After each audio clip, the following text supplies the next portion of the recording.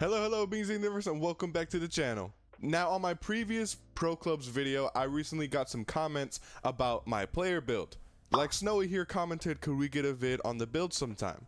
Then Benji here commented, I like his build and I would like to try it. And then we have this comment from Wyatt, I can't lie, I straight up copied your player design and named her Baddie. That's awesome, Wyatt. I appreciate that you took an interest in my player design. But I'm glad that you guys asked these questions. I love to help out and I like to answer these questions to the best of my ability. So let's go ahead and take a tour of how I made my Pro Clubs player in FIFA 23. Alright, so here she is, Miss Malaka herself.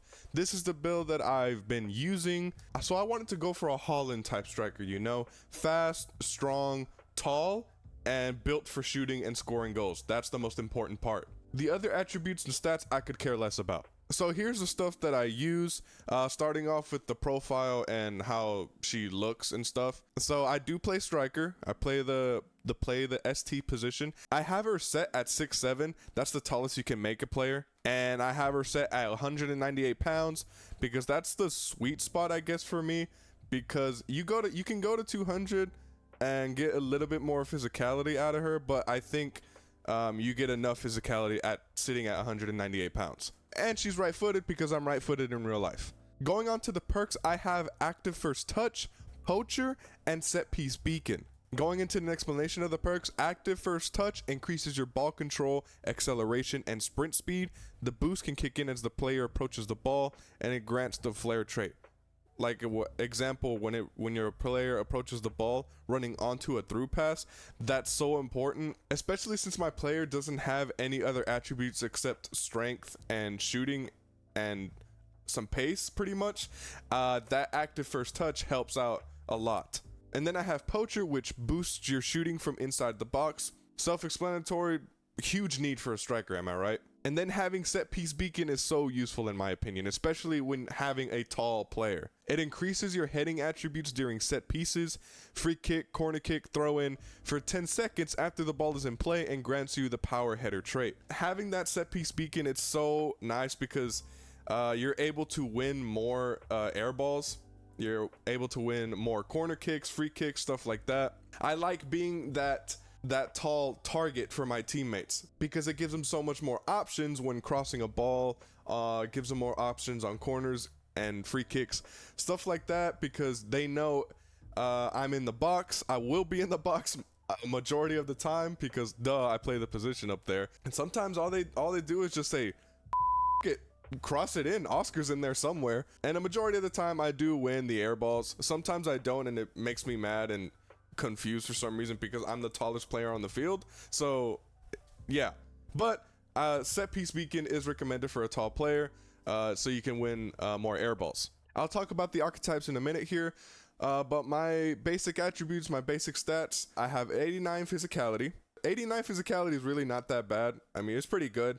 I would love it to be higher, but I wish I could get more skill points. That's the thing. I have 54 defending, but then again, like I said, I could care less about the defending since I am a striker, but then I already know pretty much how to defend anyways. 77 dribbling is decent, right? But like I said, I'm only built for shooting. 74 passing, like I said, I could care less about the passing. It's decent enough already to where I can lay out a good enough short pass and a decent enough long pass, or like those lob through balls. And obviously the most important one, the shooting stat, that's set at 95. 87 pace, it's not bad, it's good enough for my build, and it's good enough for the way I play. You guys remember when the game first came out and the lengthy meta was just overpowered? That's what I wanted to go for, especially for at the beginning of the game, because the lengthy meta was completely OP.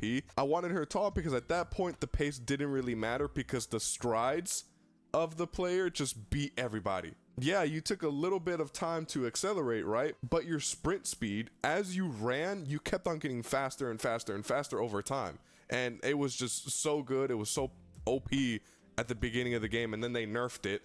So it still holds a little true to this day at endgame. It still holds a little true.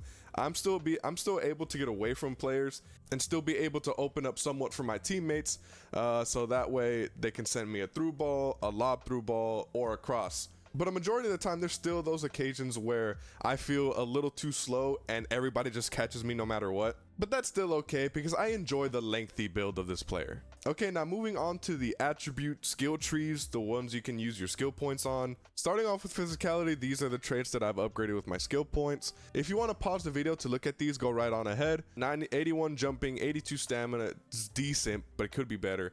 95 strength, 85 reactions, and then 89 aggression. The aggression can be a little higher if I'm being honest. I want to upgrade, but I don't have enough skill points. I don't get enough skill points from the game to begin with.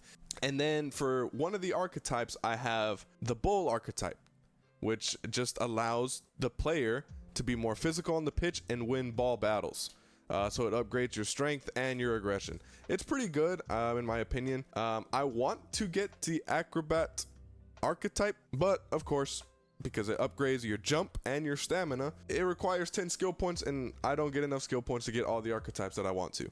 Defending, like I said, I could care less about the defending because I'm a striker. I don't need to upgrade this. I do not need to waste my skill points on this. I did a little bit of dribbling, just a little bit. I upgraded my attack positioning more than anything. I have no idea why, because I'm the one moving the player at all times. So I feel like that shouldn't matter. Upgrading the agility, the dribbling and stuff like that, it does make your player feel a little less clunky, but at that height, at 6'7" and almost 200 pounds, you're gonna feel clunky regardless. I would have loved to get 4-star skills, but again, situation with the skill points is not very good. Moving on to the passing, like I said before, I could care less about the passing. The passing's already decent enough to where I can lay out a decent, semi-good short pass and long pass. They're not gonna be the best looking type of passes, I can be honest with that. Like, I'm not gonna have the same passing stats as my other teammates, for example, because they have way better passing stats than I do. I'm just there to finish the chances they create for me. That's why having good teammates that know how and where to place a pass, it makes it so much more easier for you as a striker. Okay, here is the shooting attributes, all the shooting stats, all the shooting traits. This is the most important one if you want to be a good striker. I upgraded almost all of it except the free kick one. My free kick stat is already decent enough at 87. I have both the archetypes here. I have both the sniper archetype, which allows your player to become a set piece specialist on the pitch. So it upgrades your free kick accuracy, your shot power, and your penalties. And then I also have the finisher archetype, which allows a player to be a threat every time the ball leaves their foot. So it upgrades your finishing, your long shots, and your volleys, and makes you a way better finisher. It's just so good. It's so useful for a striker. You don't necessarily have to get the sniper archetype, but like I said, it does upgrade your shot power and your penalties. But if you're already a good penalty taker, you'll be fine. And if you don't take free kicks, because I don't take the free kicks on my team.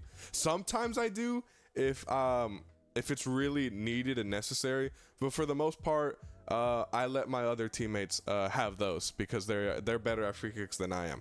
So like I said, if you want to pause the video, go right on ahead so you can look at them. So I upgraded the shot power. I upgraded the weak foot. The 5-star weak foot is very important as a striker, in my opinion. It doesn't matter where you are on the pitch. You can shoot with your left, you can shoot with your right, and you don't have to worry about any concern about always having the ball on your strong foot. So having the 5-star weak foot is necessary. And then the penalty stats, these are the only 3 penalty stats that you get a chance to upgrade. And then of course, if you do want to get the sniper archetype, it'll upgrade your penalties even further. Moving on to the right side of the shooting attributes, I did upgrade the long shots all the way, like all these. That way I have more options other than just being a poacher inside of the box. If I feel like taking a long shot and I see the space, I see the chance to do it, I go ahead and do it because I know I'm capable of doing it. For this one, I upgraded the volleys for each one, and then I upgraded the headings and volleys. More important for heading, I upgraded it twice so I can get more heading accuracy. The weak foot, again, this gives you the 5-star weak foot if you get both of the lions here. And then here I upgraded all the finishing stats. I don't necessarily need to upgrade free kick accuracy anymore. I wish I could upgrade this a little bit more, the volleys, but like I said, skill points won't let me. We don't get enough. Pace is a huge name of the game for some reason. As you can see, my pace split is a little bad. Like it's not the greatest pace split. I did upgrade the pace all the way. I do have the cheetah archetype, which gives you a threat through mobility on the pitch and makes you faster. It gives you that extra acceleration and that extra sprint speed. But with the pace split that I have, it's decent. Like I said before, I tried to go for the lengthy acceleration type with that slow acceleration and a fast sprint speed. Yeah, it takes me a little bit to take off, but once I do and I hit that sprint speed, my strides just take me beyond players. It's so nice, it's so useful. It still feels lengthy, like it still feels good even after the nerf. So in my opinion, I still use the lengthy acceleration type. And here you go, the goalkeeping stats. I'm never going to use this or upgrade this in any way because of course my striker is never going to play goalkeeper. But that's the build for my player. That's the overall build for my player. Again, my perks are active first touch, poacher, set piece beacon.